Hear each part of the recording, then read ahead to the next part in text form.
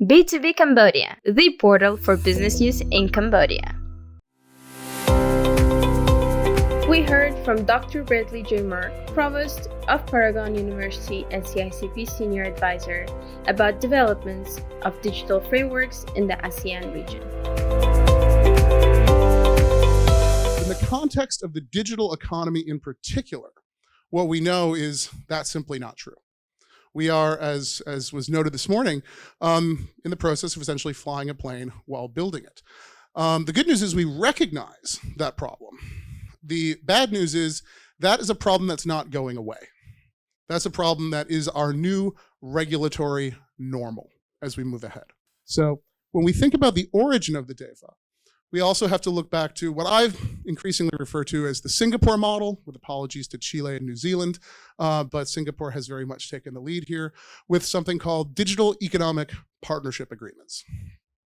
So if we look at the development of free trade, we look at the development of free trade over the last 20 years, it's a remarkably sad story. It's a sad story of WTO rounds not being finished, what happens after the Doha round. And WTO, as I've talked about in our first seminar, is making significant progress. We have a lot of free trade integration, but we're now looking at a new era, essentially, of trade agreements. Thank you for being with us. Could you let us know what do you think about the recent developments in the ASEAN Digitalization Integration Framework?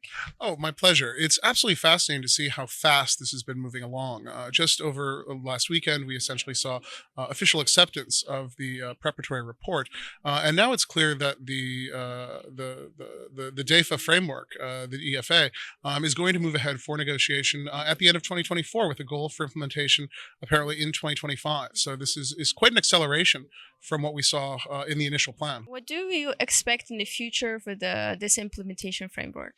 Well, I think the most important thing for folks to look at is that what we're looking at here of focus is not what we usually think about a normal trade agreement. What we're looking at here is the question of interoperability of systems together with cybersecurity, and then the ability to leverage that and build on that over time. So if we're able to get through quite a few hurdles, then we're looking at the possibility of much deeper digital integration for the region, and which is a huge step forward, not just for Cambodia, but for all of ASEAN. What can they do to ensure the alignment between these countries? We've seen, and you're absolutely correct, we're really seeing, and a lot of scholars see, essentially a sort of a three-tier ASEAN in terms of the metrics we have to understand levels of digitalization and capacity to move ahead. My biggest concern is, in the near term, questions of data protectionism and just generally increasing protectionist moves by governments that could be a very significant hurdle to overcome in the negotiations next year if this is going to take effect quickly. Can you elaborate a little bit on this? So this process has been moved rapidly ahead. It comes out of the prior Begawan Declaration when Brunei had the chair, and then expanded upon in the Boracay Declaration from ASEAN. So this agreement really will, in my view, it builds very much on Singapore's digital economic agreement with now including Canada and I believe South Korea, but initially Singapore, Chile, and New Zealand. And this very, very malleable approach to begin to harmonize and to begin to lower transaction costs, et cetera. So and this is sort of stage two as a region-wide agreement for all of ASEAN. And ASEAN it's very exciting, is very much leading the way, although we do have other entities that are working on this as well. But for the future of ASEAN as a single integrated digital space with interoperability, shared cybersecurity standards, shared data protection standards, et cetera. This is the most exciting thing that we're going to be seeing in the next couple of years. We have DEFA now. We have ASEAN Digital Integration Framework.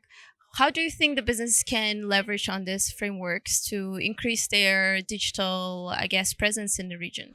Well, I think firms, as the negotiation of this moves forward, I think what's really vital is that the private sector expresses to government, not just here in the kingdom, but also throughout ASEAN, the particular needs of their firms. This is the sort of agreement that really is going to have to come not just top down, but bottom up. So the more that the private sector, the more that digital industry players are involved and are sharing their concerns and sharing their interests in what they see for the future, what they require in terms of security for transactions, for interoperability, the more effective the more likely we will be able to move forward with a workable, successful agreement that can, as we saw just a couple of days ago with DEFA, the expectation is $2 trillion in digital economy. I mean, simply massive growth. So there's a lot on the table for all of us throughout the entire region. Thank you very much for your time. It was great to talk to you. You've been with B2B Cambodia.